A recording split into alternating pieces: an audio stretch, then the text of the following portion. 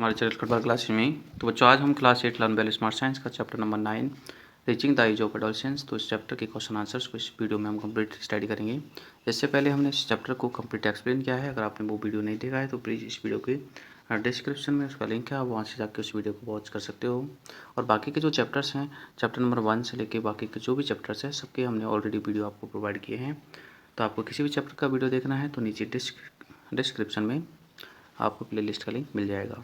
अगर आप हमारे चैनल पर पहली बार विजिट कर रहे हो तो प्लीज़ चैनल को सब्सक्राइब करें और बेल आइकन को भी प्रेस करें और इस वीडियो को लाइक ज़रूर करें और अपने क्लासमेट्स के साथ में शेयर करें।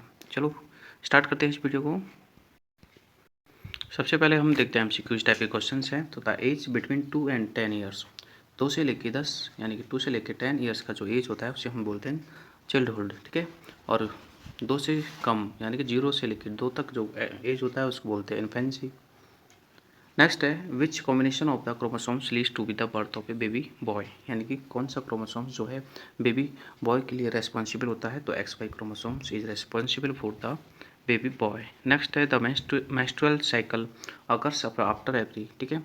मेंस्ट्रुएशन साइकिल जो कि गर्ल्स में होता है और आफ्टर मतलब 28 और 30 डेज के बिटवीन जो मेंस्ट्रुएशन साइकिल है वो हर मंथली एक तरह से होता है। नेक्स्ट है the secretion of the endocrine glands are called, endocrine gland की सिक्रेशन को हम क्या बोलते हैं। तो हार्मोन्स इसका राइट आंसर है। नेक्स्ट आपके मैच द फ्लॉविंग है जिसमें आपको थायराइड जो होता है वो थायरोक्सिन हार्मोन रिलीज करता है, तो ये मैच हो जाएगा इससे। और थायरोक्सिन हार्मोन जो होता है हमारी बॉडी में थायरोक्सिन को स्टिमुलेट करता है। नेक्स्ट है पिट्यूटरी, इसे मास्टर ग्लैंड कहते हैं, यानी कि ये मास्टर ग्लैंड है जो कि सारी ग्लैंड्स पे कंट्रोल रखती है और इसका वर्क होता है stimulate metabolism. Next adrenal gland है जो एड्रिनल हार्मोन का सिक्रेशन करती है और इसी से हम इमरजेंसी हार्मोन भी कहते हैं। नेक्स्ट पैंक्रियाज है जो कि इंसुलिन हार्मोन का सिक्रेशन करती है और इंसुलिन जो हमारे ब्लड में शुगर लेवल को रेगुलेट करता है, ठीक है। ओवेरी से प्रोजेस्टेरोन हार्मोन्स का सिक्रेशन होता है। ओवेरी सिर्फ गर्ल्स में होती है और इससे यूट्रस, ठीक है, की ग्रोथ होती है प्रेगनेंसी के दौरान। नेक्स्ट है फिल इन द ब्लैंक्स। तो फर्स्ट है oestrogen is a sex hormone secreted by, ठीक है। तो एस्ट्रोजन और प्रोजेस्टेरोन, ठीक है, दोनों ही एक तरह से ओवरी से आप प्रोड्यूस होते हैं, ठीक है, और ओवरी गर्ल्स में होती है, ठीक है। नेक्स्ट है gland is present at the base of the throat, ठीक है, हमारे थ्रोट में जो ग्लैंड होती है उसे हम थायराइड ग्लैंड कहते हैं। नेक्स्ट है the end of the childhood is beginning of the, ठीक है, चाइल्डहुड का जो एंड होता है वो एडोलसेंस का बिगिनिंग होता है। मतलब चाइल्डहुड जो होता है वो 12 ईयर्स तक होता है और 12 ईयर्स के बाद में एडोलसेंस स्टार्ट हो जाता है। नेक्स्ट है D the protruding part of the throat, यानी थ्रोट में जो उभरा हुआ पार्ट होता है एडोलसेंट बॉयज के पास, तो उसे हम एडम्स एपल कहते हैं, ठीक है, एडम्स एपल। नेक्स्ट है द प्रोसेस ऑफ रिलीज और मैच्योर ओव्यूम, ठीक है। ओवरी से जो ओव्यूम रिलीज होते हैं मीन्स एग्स जो रिलीज होते हैं उस प्रोसेस को ओवुलेशन कहते हैं। नेक्स्ट ट्रू फॉल्स है। तो फर्स्ट क्वेश्चन है कि the 23rd pair of the chromosomes is called sex chromosome, so yes it is true. Next है the reproductive phase in girls begins to be 11 to 12, तो ये भी ट्रू है, ठीक है। लड़कियों में जो रिप्रोडक्टिव फेज होता है वो 11 से 12 ईयर्स में बिगिन हो जाता है। नेक्स्ट क्वेश्चन सी है the permanent stoppage of the menstruation take place at the age of, ठीक है। मेंस्ट्रुएशन साइकिल जो कि गर्ल्स में यानी कि वोमेंस में होता है तो ये परमानेंट कब स्टॉप हो जाता है, तो 50 ईयर्स में अराउंड ये स्टॉप हो जाता है, तो ये स्टेटमेंट ट्रू है। नेक्स्ट है the pituitary gland control the activity of the endocrine glands, तो ये भी सही है। पिट्यूटरी ग्लैंड जो मास्टर ग्लैंड होती है वो हमारे सारी ग्लैंड्स की एक्टिविटीज़ पर कंट्रोल करती है। आगे देखते हैं हम एसरेशन और रीजन बेस्ड क्वेश्चन है। तो यहाँ पर एसरेशन को हम रीड करते हैं द पैंक्रियाज सीक्रेट एस्ट्रोजन, तो ये बिल्कुल फॉल्स है। पैंक्रियाज जो है पैंक्रेटिक जूस यानी कि पैंक्रेटिक हार्मोन्स को सीक्रेट करती है, एस्ट्रोजन को नहीं करती है। और इसका रीजन देख लेते हैं the pancreas is a exocrine gland, तो ये भी फॉल्स है क्योंकि पैंक्रेटिक जो है पैंक्रियाज जो है एंडोक्राइन ग्लैंड से, तो इसका आंसर होगा बोथ ए आर इनकरेक्ट, दोनों ही इनकरेक्ट है। आगे क्वेश्चन केस बेस्ड स्टडी है, तो इसमें हमें ये जो पैराग्राफ दे रखा है ये कंप्लीट स्टडी करना है और उसके बाद में नीचे कुछ क्वेश्चंस हैं उनके हमें आंसर्स दे रहे हैं। तो पहला है boys and girls attain maximum height by the age of, ठीक है। बॉयज़ और गर्ल्स जो दोनों हैं वो 18 ईयर्स तक जो है अपनी मैक्सिमम हाइट को अटेन कर लेते हैं। नेक्स्ट है ए change that occurs in boys, ठीक है। यहाँ पर कुछ चेंजेस दिए गए हैं, इनमें से हमें वो चेंज बताना है जो कि सिर्फ बॉयज़ में होता है। तो होट्स बॉयज़ यानी कि बॉयज़ की आवाज़ भारी हो जाती है, बाकी के जो चेंजेस है ये वाले, ठीक है, ये गर्ल्स में होते हैं। यहाँ पर कुछ चेंजेस दिए हुए हैं, इनमें से गर्ल्स का जो चेंजेस है वो हमें फाइंड करना है। तो उसका आंसर होगा सेकंड, ब्रॉड हिप्स। मतलब जो हिप पार्ट होता है पीछे का बैक पार्ट, तो वो ब्रॉड हो जाता है, मतलब ठीक है, चौड़ा हो जाता है। नेक्स्ट है वेरी शॉर्ट टाइप के क्वेश्चन आंसर्स। तो पहला क्वेश्चन है name the sex hormone of female. ठीक है, फीमेल में एस्ट्रोजन, ठीक है, एस्ट्रोजन जो होता है वो सेक्स हार्मोन होता है और जितने भी सेक्सुअल कैरेक्टर के लिए ये रेस्पॉन्सिबल होता है। नेक्स्ट है name the hormone secreted by the testis.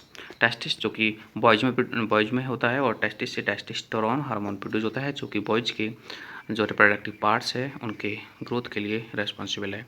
Next है which gland is called master gland. तो हम पढ़ ही चुके हैं, पिट्यूटरी ग्लैंड को मास्टर ग्लैंड कहते हैं। नेक्स्ट है how many pairs of chromosomes are there in human cell. Human cell में 23 पेयर्स होते हैं, जिनमें से जो 23rd पेयर होता है वो सेक्स क्रोमोसोम्स होता है, बाकी के 22 पेयर्स जो होते हैं वो अदर ठीक है कैरेक्टर के लिए होते हैं। आगे देख रहे हैं हम शॉर्ट टाइप के क्वेश्चन आंसर, जिनमें पहला क्वेश्चन है define ovulation, what is the drag abuse. ठीक है, तो देखते हैं। तो पहले क्वेश्चन है व्हाट इज द ओव्यूलेशन। तो इसका आंसर है the process of the release of mature eggs. ठीक है, मैच्योर एग्स को रिलीज करने की जो प्रोसेस होती है ओवेरी के द्वारा, इसे हम बोलते हैं ओव्यूलेशन। ठीक है, नेक्स्ट है आपका ड्रग अब्यूज क्या होता है। तो द यूज ऑफ ड्रग्स, ठीक है, full purpose other than medicinal, मतलब मेडिसिनल पर्पज के अदर देन पर्पज के लिए अगर हम ड्रग्स को यूज करते हैं तो इसे ड्रग्स अब्यूज कहते हैं। ठीक है, नेक्स्ट जो थर्ड क्वेश्चन है वो है right any two myths associate with menstruation, मतलब मेंस्ट्रुएशन से रिलेटेड। ठीक है, कोई भी दो मिथ्स हमें राइट करने हैं जो कि जुड़े हुए हैं मेंस्ट्रुएशन से रिलेटेड। तो मेंस्ट्रुएशन से रिलेटेड जो जो मिथ्स हैं उनमें से पहला मिथ्स है कि मेंस्ट्रुएशन इज ए ठीक है कर्ज, मतलब मेंस्ट्रुएशन एक अभिशाप है। ठीक है, ऐसा कुछ नहीं है। कर्ज मीन्स होता है अभिशाप, मेंस्ट्रुएशन अभिशाप नहीं है, it is natural process. Next है girls become pregnant by the looking at the boys during menstruation, मतलब एक लड़की प्रेग्नेंट हो जाती है अगर वो मेंस्ट्रुएशन के टाइम अगर किसी बॉयज को देख लेती है। ठीक है, तो ये भी बिल्कुल फॉल्स है। ठीक है, ये सब मिथ्स है, देखने से कोई गर्ल्स प्रेग्नेंट नहीं होती है। ठीक है, क्योंकि हम पढ़ चुके हैं कि प्रेग्नेंट होने के लिए ठीक है फर्टिलाइजेशन का होना जरूरी है।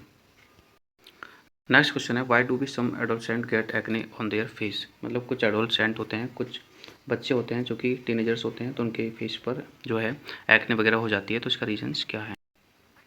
तो देखो the sweat and oil gland become very active in this time, मतलब पुबर्टी के टाइम जो होता है स्वेट ग्लैंड और जो ऑयल ग्लैंड है वो बहुत ज़्यादा एक्टिव हो जाती है during the puberty. So specially on the face, मतलब सिर्फ फेस पर जो है ये असर दिखाती है। सो हमारे पिंपल्स और क्या बोलते हैं एक्ने वगैरह अपीयर्स होते हैं, मतलब दिखाई देते हैं।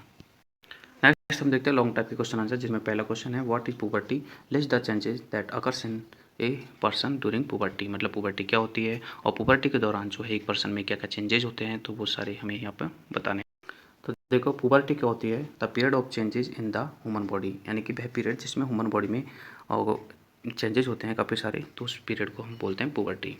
नेक्स्ट है द फॉलोइंग बेज, मतलब जो चेंजेस होते हैं पुबर्टी के दौरान, ठीक है, उनमें से पहला है इंक्रीजिंग इन हाइट, मतलब हाइट में इंक्रीज होता है। ठीक है, the change in the height of a person is the most noticeable change, मतलब पुबर्टी के दौरान ये सबसे ज़्यादा नोटिसेबल चेंज होता है कि जो बच्चा होता है ठीक है उसके हाइट में एकदम क्या हो जाता है, चेंजेज हो जाता है, मतलब उसकी हाइट इंक्रीज हो जाती है। नेक्स्ट है चेंज इन बॉडी शेप, मतलब बच्चे की बॉडी शेप में भी चेंज होता है। ठीक है, और कैसे होता है देखो, the growth of muscles in boys, boys में जो मसल्स की ग्रोथ होती है ठीक है वो मोर प्रोमिनेंट हो जाती है। ठीक है, मोर प्रोमिनेंट का मतलब है ज़्यादा दिखाई देने लगती है मसल्स ऑफ ग्रोथ। और गर्ल्स में क्या होता है, गर्ल्स में जो होता है मतलब हाँ गर्ल्स के कंपैरिजन में आगे देखो, बॉयज में जो शोल्डर होते हैं, शोल्डर भी जो है बिकम हो जा मतलब ब्रॉड हो जाते हैं, चौड़े हो जाते हैं। ठीक है, और जबकि जो उनका चेस्ट होता है ठीक है वो वाइड हो जाता है, वो भी चौड़ा हो जाता है। और गर्ल्स में अगर हम बात करें तो गर्ल्स में जो है the region below the waist, मतलब वेस्ट पार्ट से जो कमर से नीचे का जो रीजन होता है ठीक है जिसमें हिप्स वगैरह आते हैं ठीक है, तो वो वाइड हो जाता है, मतलब कमर से नीचे का पार्ट चौड़ा हो जाता है। ठीक है, और जो हिप्स होते हैं वो ब्रॉडन हो जाते हैं। और ब्रेस्ट पार्ट जो होता है ठीक है वो डेवलप हो जाता है। ठीक है, और वो भी एक तरह से साइज में इंक्रीज हो जाते हैं, यानी ब्रेस्ट जो होते हैं वो भी साइज में इंक्रीज हो जाते हैं गर्ल्स में। सेकंड क्वेश्चन है define sexual secondary sexual character, मतलब सेकेंडरी सेक्सुअल कैरेक्टर क्या होते हैं उन्हें डिफाइन करना है। और लिस्ट मतलब तीन तीन हमें कैरेक्टर जो सेकेंडरी सेक्सुअल कैरेक्टर हैं गर्ल्स और बॉयज़ में, वो तीन तीन हमें बताना है। तो देखो the external character that develop during the puberty, मतलब एक्सटर्नल कैरेक्टर, वो एक्सटर्नल कैरेक्टर जो कि पुबर्टी के दौरान जो है डेवलप होते हैं और जिनसे हमें पता लगता है एक मेल और फीमेल का, ठीक है, एक मेल और फीमेल में क्या डिफरेंस होता है, तो उनसे मतलब उन कैरेक्टर से हमें पता लगता है, तो उन्हें हम सेक्सुअल कैरेक्टर कहते हैं, ठीक है। अब हम बात करते हैं बॉयज़ में सेक्सुअल कैरेक्टर, तो 3 यहाँ पे पॉइंट मैंने दिए हैं। पहला है फेशियल हेयर, बॉयज़ में जो होता है फेशियल हेयर डेवलप हो जाते हैं, ठीक है, मतलब दाढ़ी और मूंछ जो है उनके फेस पर दिखने लगती है। नेक्स्ट है हेयर डेवलप्स अंडर आर्म पिट्स, मतलब आर्म पिट्स के अंदर हेयर डेवलप हो जाते हैं और बाकी के उनके चेस्ट पार्ट पर भी हेयर डेवलप हो जाते हैं। और प्यूबिक रीजन, ठीक है, मतलब जो पेनिस के आसपास के एरिया होता है उसको प्यूबिक रीजन बोलते हैं, तो वहाँ पर भी बॉयज़ में हेयर्स डेवलप हो जाते हैं।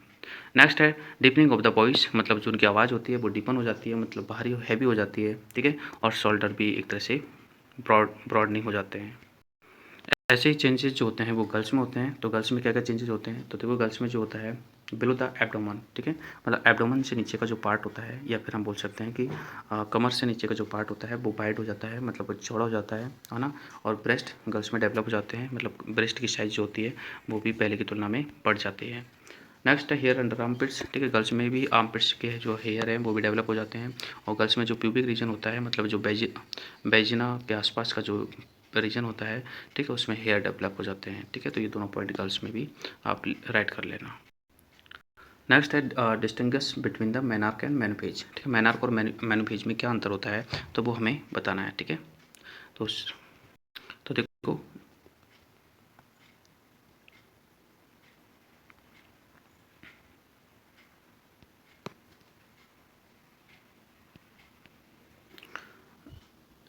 ये देखो मेनार्क जो होता है first menstrual flow in females, मतलब फीमेल्स में जो पहला मेंस्ट्रुएशन साइकिल स्टार्ट होता है उसे हम बोलते हैं मेनार्क। और मेनोफेज जो होता है वो permanent stoppage of the menstruation cycle, मतलब मेंस्ट्रुएशन साइकिल का जो परमानेंट स्टॉपेज होता है उसे बोलते हैं मेनोफेज, ठीक है। मेनोफेज जो होता है वो 40 और 45 से लेकर 50 ईयर्स में जो है स्टॉप होता है, मतलब जो मेंस्ट्रुएशन साइकिल है, ठीक है, वो 45 से लेकर 50 ईयर्स में स्टॉपेज हो जाती है, तो इसको हम बोलते हैं मेनोफेज, ठीक है, या फिर मेनोफज बोल सकते हैं, मेनोफज, ठीक है। और मेनार्क जो होता है, ठीक है, वो 13 से लेकर 14 की एज में एक तरह से गर्ल्स में स्टार्ट होता है, मतलब पहला मेंस्ट्रुएशन साइकिल, ठीक है, यानी कि ब्लीडिंग होती है, ठीक है, वेजिनल पार्ट से। नेक्स्ट क्वेश्चन है एक्सप्लेन हाउ ये मेंस्ट्रुएशन टेक प्लेस, मतलब मेंस्ट्रुएशन कैसे होता है गर्ल्स में, ठीक है, मेंस्ट्रुएशन साइकिल कैसे स्टार्ट होता है गर्ल्स में मतलब एडोलसेंट के टाइम, तो देखते हैं।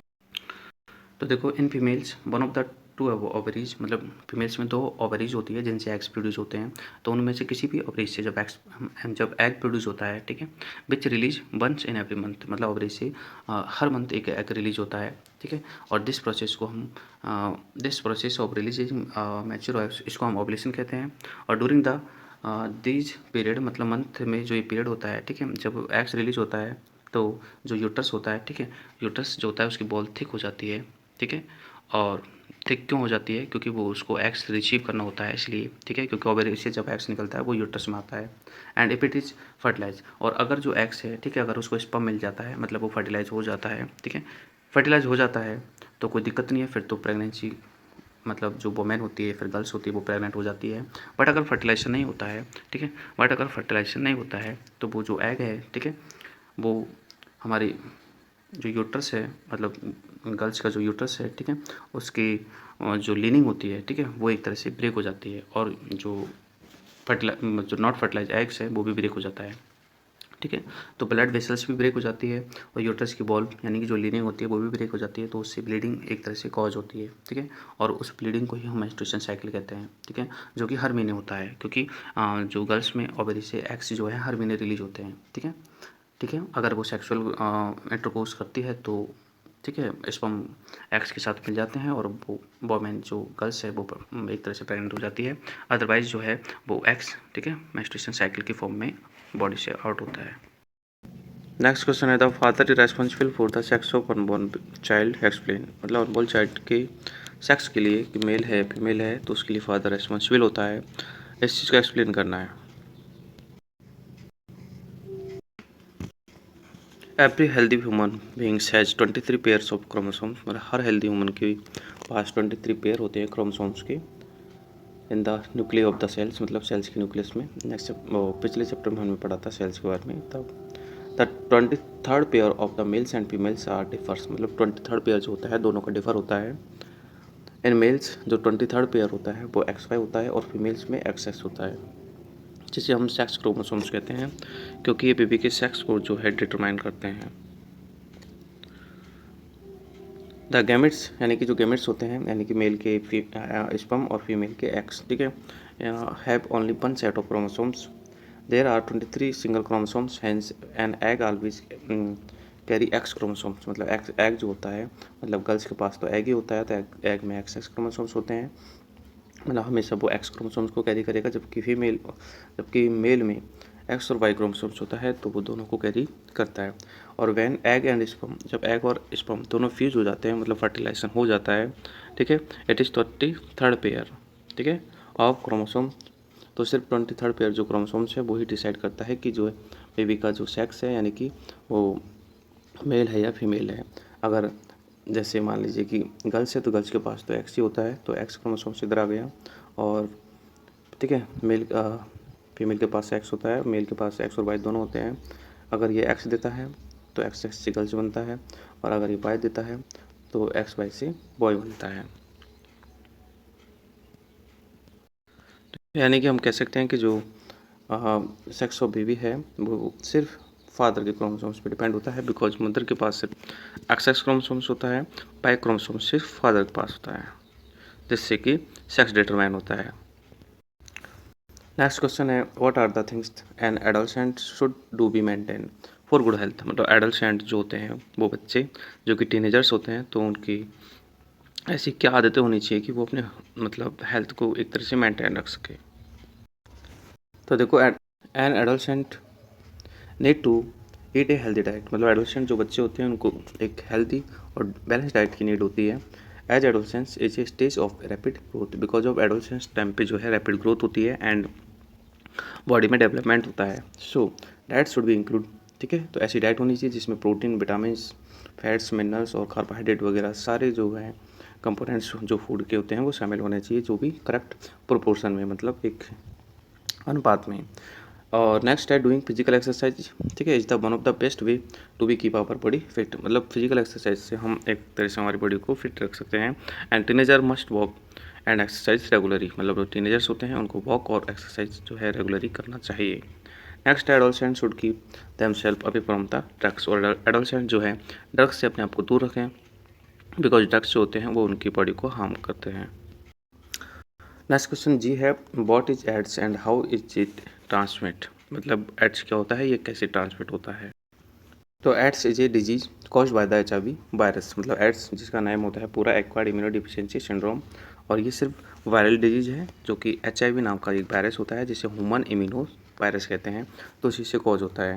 And this virus distort the defence mechanism of the body, यानी कि बॉडी की जो मैकेनिज्म है, ठीक है, उसकी डिफेंस एक तरह से उसको डिस्टॉर्ट करता है, उसको ख़त्म करता है। It can pass from an infected person, ठीक है, ये एक इन्फेक्टेड पर्सन से एक हेल्दी पर्सन में पास हो सकता है। वो कैसे हो सकता है, एक तो शेयरिंग सिरिंज, ठीक है, ड्रग्स लेते टाइम जो बच्चे हैं वो सिरिंज को शेयर कर लेते हैं, सो इन्फेक्टेड पर्सन से हेल्दी पर्सन में पास हो सकता है, या फिर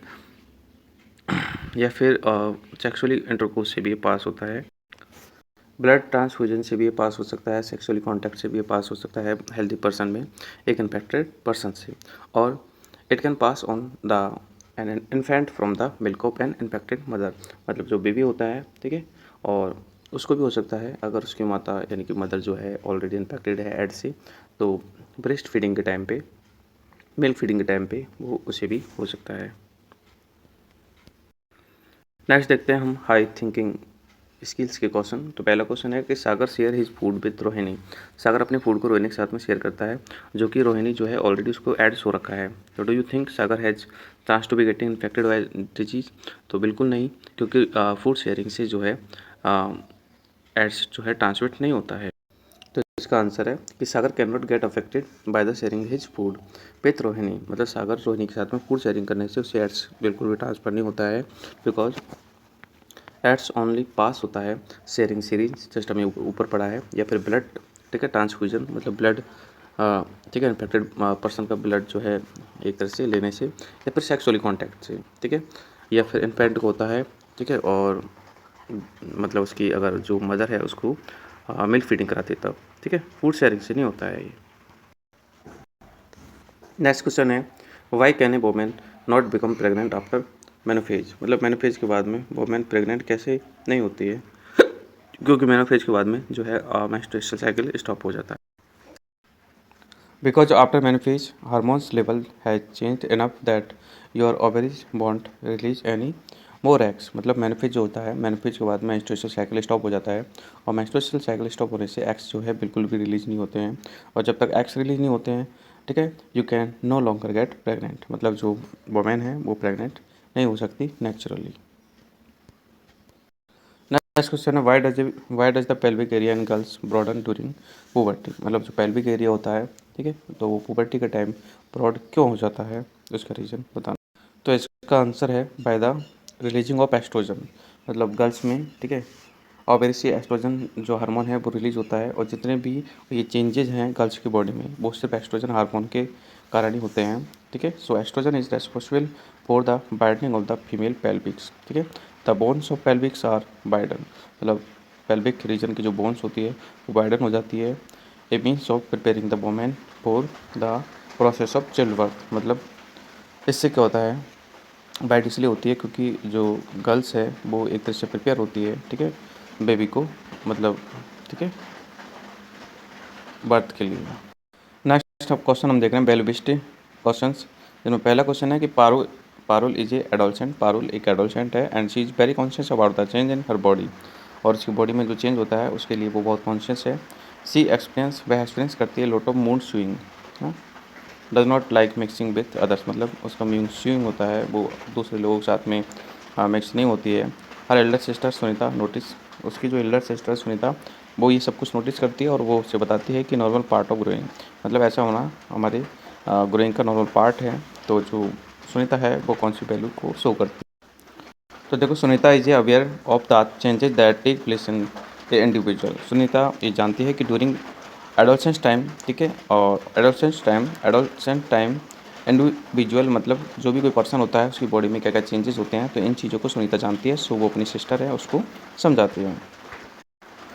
नेक्स्ट क्वेश्चन है कि Varun and Tarun saw some boys taking drugs on the way of school, Varun और तरुण देखते हैं कि भाई कुछ बॉयज़ हैं जो कि ड्रग्स को ले रहे हैं स्कूल से आते टाइम, एंड तरुण सजेस्ट करता है वरुण को to test the drugs once, मतलब आप भी एक बार मतलब टेस्ट करो ड्रग्स को। तो Varun wanted him told the drugs and are the addictive can make him physical and mentally ill, what value Varun exhibit, तो वरुण जो है, ठीक है, मतलब ये बताता है कि भाई जो ड्रग्स को लेने से, ठीक है, हम एडिक्टिव हो सकते हैं और ये हमारे फिजिकली और मेंटली हमें डिस्टर्ब करता है, तो यहाँ पर वरुण कौन सी वैल्यू को एग्जिबिट करता है, तो इसका आंसर है कि वरुण जो है डिस्प्ले करता है the values of social response, ठीक है, मतलब रेस्पॉन्सिवनेस को एक तरह से शो करता है वरुण, ठीक है, वो जानता है he is also aware about the ill effect of the drugs, ठीक है, ड्रग्स को लेने से क्या क्या डिजीज होने के चांसेस हैं और हमारे बॉडी को किस प्रकार से वो एक तरह से हार्म करता है, तो इस चीज़ के बारे में जो है वरुण जानता है। आगे एक पिक्चर टॉक वाला क्वेश्चन है जिसमें स्टडी करना है पिक्चर्स को और इस पर कोई लाइन बोलनी है। यहाँ पे आप ये देख सकते हो, ये जो बच्चा है वो, ठीक है, ओबेसिटी से मतलब उसको ओबेसिटी हो रहा है, मोटापा हो रहा है, ठीक है, मोटापा क्यों होता है तो इसके बारे में कुछ लाइन्स बताना। तो देखो इसका आंसर है, in this picture a boy such that is suffer a disease that is called obesity, मतलब इस पिक्चर में एक लड़के को शो किया गया है जो कि ओबेसिटी से सफ़र है। It is cause due to the increasing fat which is getting accumulated inside the body, मतलब ये जो है इंक्रीज होता है फैट के यूज़ से, मतलब अगर आप फैटी फूड्स ज़्यादा यूज़ करते हो तो ये आपकी वैली के इनसाइड एक तरह से एक्यूमुलेटेड होता है, ठीक है, fat. It is also caused by the eating excessive junk food, मतलब ज़्यादा जंक फूड यूज करने से ये हमारे बॉडी में एक तरह से फैट स्टोर्ड होता है, सो इससे हमें ऑब्वियस होता है, मतलब मोटापा होता है। So please avoid junk food, इसलिए हमें जंक फूड को अवॉइड करना चाहिए। तो बच्चों ये आपके इस चैप्टर के सारे क्वेश्चन आंसर कंप्लीट है। आई होप कि आपको वीडियो पसंद आया होगा। अगर आप बाकी के और चैप्टर्स के वीडियो देखना चाहते हो तो नीचे डिस्क्रिप्शन में प्लेलिस्ट का लिंक है, उसमें सारे इस बुक के चैप्टर्स अवेलेबल हैं, तो आप वहाँ से वॉच कर सकते हो। तो प्लीज़ इस वीडियो को लाइक कीजिए, ठीक है, और हमें मोटिव कीजिए ताकि हम नेक्स्ट आगे चैप्टर्स की वीडियो बनाते रहें और अपने क्लासमेट्स के साथ पे भी इस वीडियो को शेयर करें। ठीक है, मिलते हैं नेक्स्ट वीडियो में, तब तक के लिए bye. Please like this video. जय हिंद, जय भारत।